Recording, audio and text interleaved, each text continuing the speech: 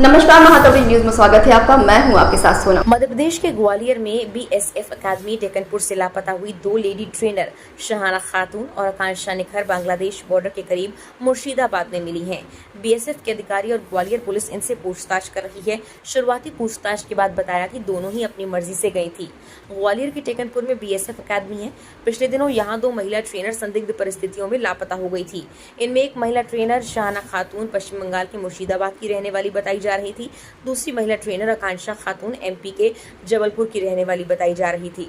इस मामले को लेकर नया मोड़ तब आया जब आकांक्षा की मां उर्मिला निखर ने ग्वालियर पहुंचकर शहाना खातून और परिवार वालों पर बेटी का माइंड वॉश कर उसे अगवा किए जाने का आरोप लगाया। दोनों पिछले 36 दिनों से लापता थी। इस मामले में बिलोआ थाना पुलिस ने गुम इंसान दर्ज किया। पुलिस की पड़ताल में दोनों लेडी ट्रेनर आखिरी बार 6 जून 2024 को ग्वालियर रेलवे स्टेशन पर देखी गई थी। जबलपुर में जोगी मोहल्ला की रहने वाली आकांक्षा निखर बीएसएफ के एसटीसी में बतौर ट्रेनर पदस्थ हैं। दिसंबर 2023 में उसकी रूम पार्टनर 15 दिन की छुट्टी पर गई। इस बीच पश्चिम बंगाल से शहाना खातून ने खुद को बीएसएफ टेकनपुर में अटैच कराया था। नेशनल सिक्योरिटी जांच एजेंसियों के साथ साथ ग्वालियर की पुलिस भी सरगर्मी से दोनों लेडी ट्रेनर्स की तलाश में लगी हुई थी। काफी मशक्कत के बाद पुलिस ने दोनों को बांग्लादेश बॉर्डर पर स्थित पश्चिम बंगाल के मुर्शिदाबाद जिले में पकड़ लिया। फिलहाल दोनों ही लेडी कांस्टेबल ज्यादा कुछ बोलने की स्थिति में नहीं है। उनका सिर्फ यही कहना है कि अपनी मर्जी से साथ गई थी। बहरहाल मामला बीएसएफ से जुड़ा है, इसलिए गंभीर है। लिहाजा ग्वालियर पुलिस, बीएसएफ और इंटेलिजेंस के अधिकारी दोनों लेडी ट्रेनर कांस्टेबल से पूछताछ कर रहे हैं। अभी तक जो जानकारी सामने आई उसमें कहा गया कि दोनों ट्रेनर सहमति से साथ गई थी, लेकिन उनकी गायब होने की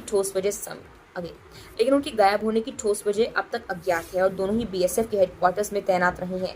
ऐसे में पूछताछ करने वाली टीमों के सामने संदेह की स्थिति बनी हुई है, क्योंकि जिस शातिराना अंदाज में दोनों गायब हुई, मसलन मोबाइल का डेटा डिलीट कर उन्हें संदेह के दायरे में ला रही है।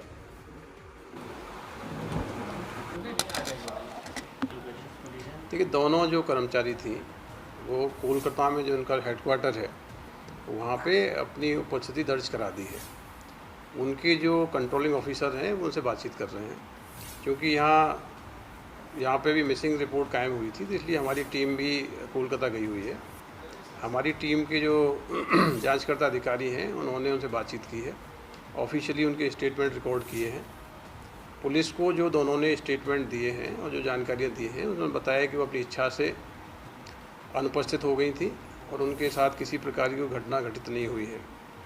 तो पुलिस का जहाँ तक इशू है पुलिस की जांच में जो स्टेटमेंट रिकॉर्ड हुए उसके आधार पर कोई भी संज्ञेय अपराध का होना नहीं पाया गया है।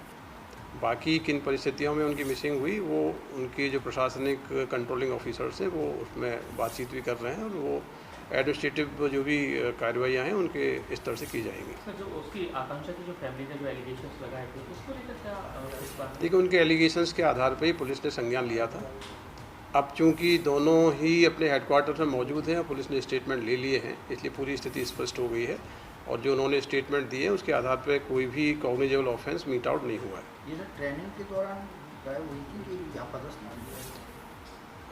जो यूनिट है, यूनिट में इनकी रेगुलर पोस्टिंग है। पोस्टिंग के दौरान ही बिना किसी सूचना के अनुपस्थित हो गई थी, उसी पे इनकी मिसिंग पर्सन कायम हुई थी।